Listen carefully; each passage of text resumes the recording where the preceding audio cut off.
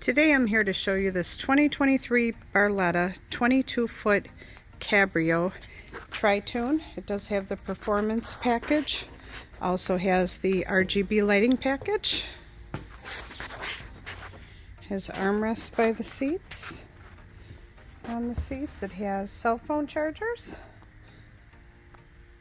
movable cup holders. Does have doggy dishes that pull out in the raised helm. Could use it for a glove box for keys or a wallet or something if you don't have a dog. Dual captain's chairs.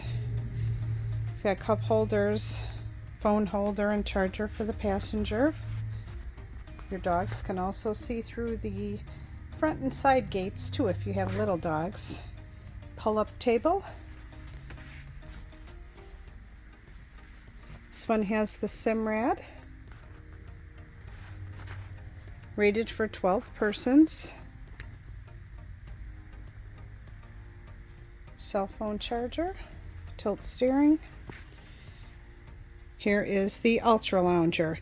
These backrests flip forward, back. You can lay it completely down.